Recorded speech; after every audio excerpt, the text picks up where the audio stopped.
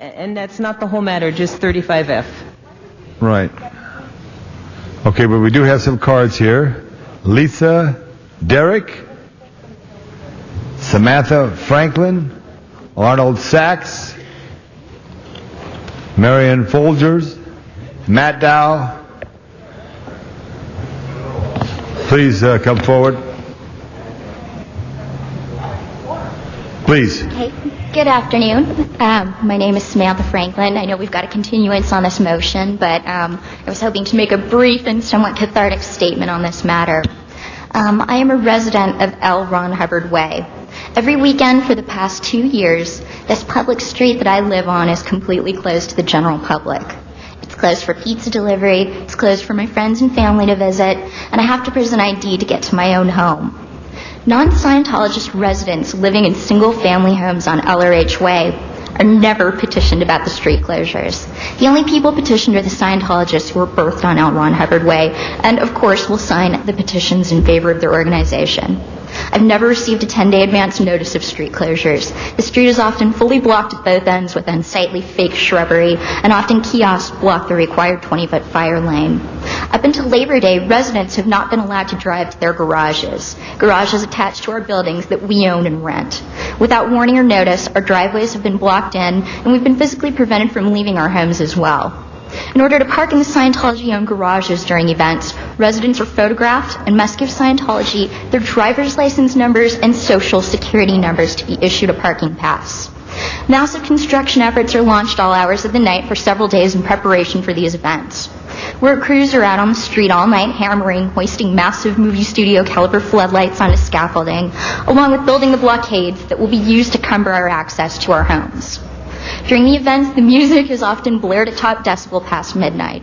The situation is truly compromising our standard of living. In the spirit of reform, accountability, and empathy, we the residents request that you limit the number of weekends L Ron Hubbard Way is closed, a public thoroughfare, to no more than 24 closures per year, especially in light of Scientology's abuse of the aforementioned permit procedure. We request that in the permitting process, you indicate that during closures, sidewalks must remain open for the public, and that residents, their guests, and service people are allowed free and uninhibited access to their homes and garages. And thank you so much on that. You could give that to the Sergeant of Arms. Okay. I'm going to have the next speaker introduce themselves as they come forward. Hello, my name is Lisa Derrick. I don't live on L Ron Hubbard Way, but during my work as a free speech advocate, I've met a number of the residents who are not Scientologists and learned their stories, and it's pretty horrifying. During one event, a woman was told by members of Scientology, and I'm not picking on them specifically as a religion, they're the sponsoring organization of the event, that she could not have friends over for her birthday party. Another woman had to carry her dying dog 3 blocks because they would not allow her to drive onto the street. These closures are 104 days of the year for the past 2 years that Samantha's been talking to me about it, and one resident has said this has gone on since 1999. This is not fair to the citizens of the city of Los Angeles, especially ones who lived there when the street was originally called Berindo. Often there is no fire lane.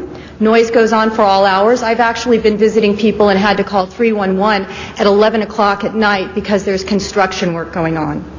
We request that closure be only 24 days out of the year, 1 week in a month, to allow the other residents parity and free use of their street. I've sent copies of closure information to Councilmember LaBonge and to Councilmember Garcetti, and entered into the records photographs of what the street looks like during these closures. It is distinctly unfair that that street is gerrymandered and that residents who are not members of the sponsoring organization are never allowed or notified. The only reason Samantha found out the street was going to be closed was because I called arson in your office, Mr. Garcetti, to find out about permitting procedures for a free speech event, and he said, oh, by the way, there's a motion to close the street every single weekend for a year from 6 a.m. in the morning Friday until 11 o'clock at night on Saturday. That's reprehensible, and just it needs to be altered enough. They can have their graduations, once a month, not every single week. It's not fair. It's not right. It's a public street with a left turn lane and a traffic light. Please help the residents of your district and surrounding districts to be able to use a public street. Thank you. Mr. LeBlanc, just briefly. Thank you.